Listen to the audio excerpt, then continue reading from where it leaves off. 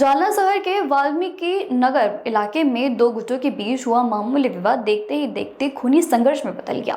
इस हिंसक झड़प में 18 वर्षीय अहमद रियाज सैयद की मौत हो गई, जबकि दो महिलाएं गंभीर रूप से घायल हुई। घटना के बाद पूरे इलाके में तनाव का माहौल बना रहा और एहतियात के तौर पर भारी पुलिस बल तैनात किया गया। पुलिस के मुताबिक विवाद की शुरुआत बच्चों के बीच हुए मामूली झगड़े से हुई थी।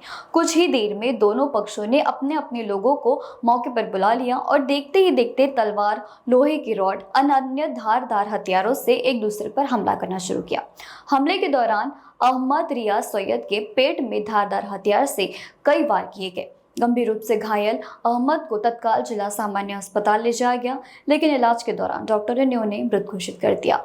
इस हिंसक घटना में दो महिलाएं भी गंभीर रूप से घायल हुई, जिनका अस्पताल में इलाज जारी है। घटना की सूचना मिलते ही पुलिस मौके पर पहुंची और हालात पर काबू पाया। कानून व्यवस्था बनाए रखने के लिए वाल्मीकि नगर और जिला सामान्य अस्पताल परिसर में अतिरिक्त पुलिस बल तैनात किया गया है। फिलहाल पुलिस ने एक संदिग्ध आरोपियों को हिरासत में लिया, जबकि अन्य आरोपी की तलाश के लिए टीमें गठित कर छापेमारी की जा रही है। पुलिस पूरे मामले की हर पहलू से जांच कर रही है। आज दुपारी 2 वाजता मयत इसम नामे सय्यद अहमद सय्यद रजाक वय वर्ष 18 राहणार वाल्मिक नगर तो आपल्याकडे आला। घेऊन आल्यावर मी तपासले असता तो मृत अवस्थेत होता।